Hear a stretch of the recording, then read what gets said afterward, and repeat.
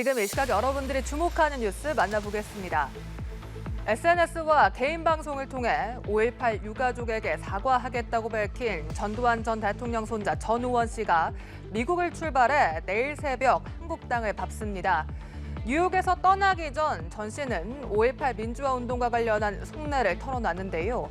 가족들로부터 5.18은 폭동이라는 교육을 받았다고 고백했습니다. 또 전두환 전 대통령 비자금 폭로에 관해서도 언급했습니다. 보도에 정다혜 기자입니다. 뉴욕을 출발하기 전 전우원 씨는 5.18 민주화 운동과 관련한 속내를 털어놓습니다. 5.18을 폭동이라고 교육했던 집안 분위기를 전하면서 비극을 겪은 이들의 증언을 듣고 진실을 깨달았다고 설명했습니다. 집에서는 제가 5.18 관련된 얘기를 할 때마다 5.18 민주화 운동은 폭동이었고 그리고 저희 가족은 피해자다. 이렇게 교육을 받고 답변을 들어왔었습니다. 전 씨는 5.18 유가족들과 피해자들에게 제대로 된 사죄와 회개를 하고 싶다고 말했습니다. 그러면서 경찰 조사를 통해 벌을 받아야 한다면 받겠다고도 했습니다. 사죄를 드릴 수 있는 이 기회가 정말 특혜고 영광이라고 생각하기 때문에 정말로 광주에 가고 싶지만 못 가게 된다면 그것도 제 운명이기 때문에 따르겠습니다. 벌 받아야 한다면 다 받도록 하겠습니다. 그러면서 가족들은 전 씨가 처벌받게 될 것을 우려하며 한국행을 만류했다고 전했습니다. 전우원 씨는 전두환 전 대통령의 비자금과 관련해 추가 증거를 갖고 있진 않으며 현행 법체계 안에선 심판이 어려울 거라고 말했습니다. 마약 복용으로 발언의 신뢰성에 의문이 제기된다는 지적엔 충분히 이해하고 저라도 그렇게 생각했을 것이라며 잘못을 반성하고 있다고 했습니다. 전 씨는 우리 시간으로 28일 오전 인천국제공항에 도착할 예정입니다. 연합뉴스TV 정다희입니다. 연임에 나섰던 구현모 대표에 이어 KT 새 대표로 내정된 윤경림 후보자도 중도 사퇴했습니다. 지난 7일 최종 후보로 내정된 지 20일 만이자 KT 대표를 확정짓는 정기 주주총회를 불과 나흘 앞두고 자진 하차한 겁니다. 회사 안팎의 압박을 견디지 못한 게 아니냐는 분석이 나옵니다. KT는 조기 경영 안정화에 최선을 다하겠다고 했지만 혼란은 계속될 걸로 보입니다. 서영석 기자입니다. 윤경림 KT 트랜스포메이션 부문 사장이 차기 대표이사 후보에서 사퇴했습니다. 지난 7일 최종 후보로 내정된 지 20일 만이자 KT 대표를 확정짓는 정기 주주총회를 불과 나흘 앞둔 자진 하차입니다. 주요 이해관계자들의 기대 수준을 넘어서는 지배구조 개선을 통해 새 CEO가 선출되는 것이 바람직하다고 판단했다는 게 윤 사장의 사퇴의 변입니다.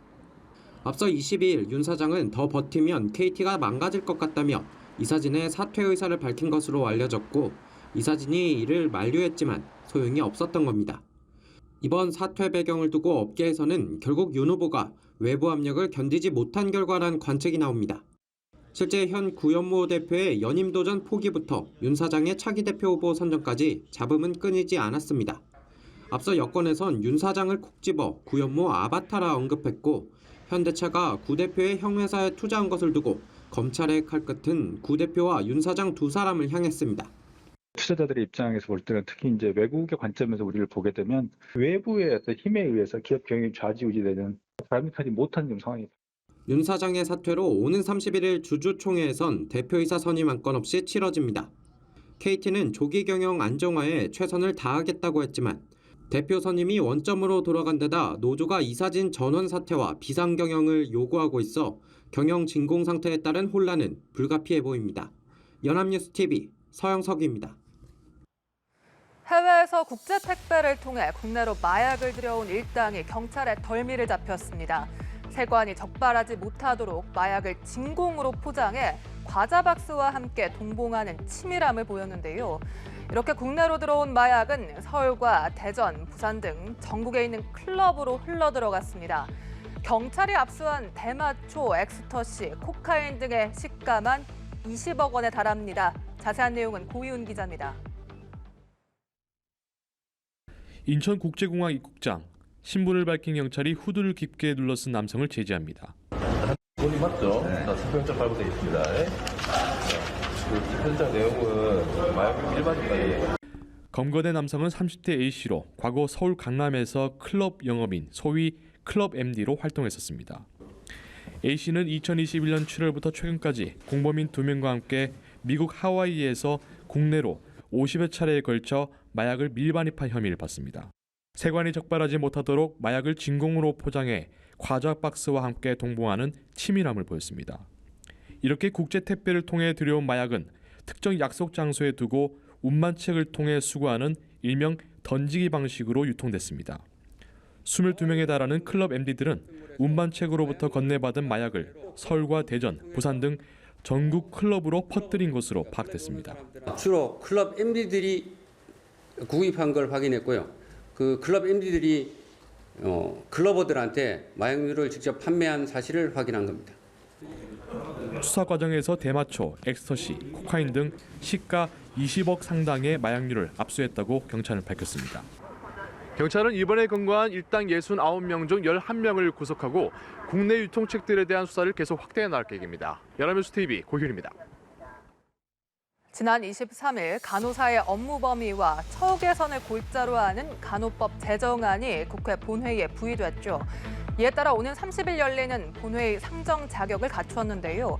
마지막 관문인 본회의 앞에 서자 직역단 갈등이 다시 불거지고 있습니다. 간호사법에 반대하는 의사단체는 총파업까지 거론하고 있습니다. 하지만 여당과의 합의, 또 대통령의 거부권 행사 가능성 등 변수는 아직 남아 있습니다. 차승은 기자의 보도입니다. 지난 23일 간호사의 업무 범위와 처우 개선을 골자로 하는 간호법 제정안이 국회 본회의에 부의됐습니다.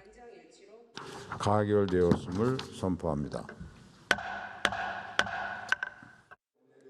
부의란 본회의에서 안건 심의가 가능한 상태가 됐다는 의미로 간호법 제정안은 오는 30일 열리는 본회의에 상정될 자격을 갖추게 됐습니다. 그러자 대한의사협회 등 간호법 반대 13개 단체 보건의료 복지연대와 대한간호협회 간 갈등은 격화일로입니다. 양측 모두 매일 시위를 열고 규탄 성명을 내는 가운데 대한의사협회 등 일부 단체는 총파업까지 검토하고 있습니다. 의사협회는 오는 30일 간호법 제정안이 통과되면 보건의료 복지연대 소속 단체들과 함께 파업 시기와 방식 등을 논의한 뒤 다음 달 11일 총파업 찬반 투표를 실시할 계획입니다. 의협의 입장이라고 생각하시면 되겠고 13개 단체하고도 이제 논의 중인 내용이고 일부는 공감하셨고 거대 야당 민주당이 추진하는 만큼 통과 가능성이 높다는 전망이 많지만 실제 입법까지는 넘어야 할 산이 남아 있습니다. 당장 본회의 안건으로 상정하려면 여당과의 합의가 필수적입니다. 또 보건복지부가 간호법의 신중론을 펴고 있는 만큼 윤석열 대통령의 거부권 행사 가능성도 있습니다. 다만 대통령의 거부권 행사는 대선 공약 파기라는 부담을 안고 있어 정부 여당의 셈법이 복잡한 상황입니다. 연합뉴스 TV 차승은입니다.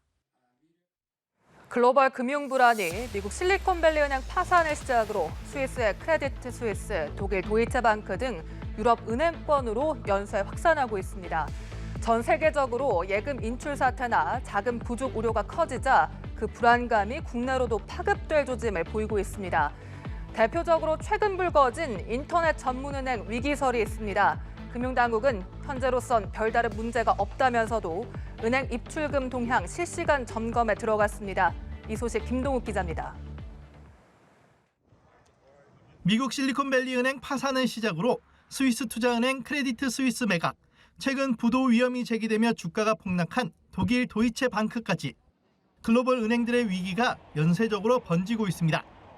금융 전문가들은 이들 은행과 국내 은행은 상황이 다르다며 지나친 우려에 대해 선을 긋고 있는 상황. 하지만 한 인터넷 전문 은행의 위기설이 제기되는 해프닝도 있었습니다. 토스뱅크가 지난 24일 연 3.5% 금리를 가입 즉시 제공하는 선이자 예금 상품을 출시하자 유동성 우려가 있는 것 아니냐는 오해를 산 겁니다. 홍민택 토스뱅크 대표는 수신 확보가 아니라 고객이 이자를 받는 불편한 경험을 개선하기 위한 것이라며 재무 상황에 미치는 영향은 미미하다고 해명했습니다.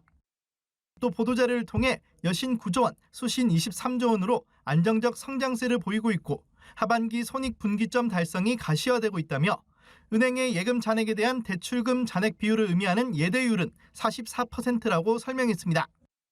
꾸준한 자본 확충을 통해 건전성 제고, 대안 신용평가의 고도화, 부실 관리 강화에 힘쓰고 소비자 보호에 빈틈이 없도록 금융당국과 긴밀히 협력할 것입니다. 금융당국은 지난주부터 국내 은행들의 입출금 동향 실시간 점검에 들어갔는데 현재로선 별 문제가 없다고 설명했습니다. 또 뱅크런 등에 대비한 비상 계획을 점검하고 예금자 보호 한도 상향 방안도 검토 중입니다. 연합뉴스 TV 김동욱입니다.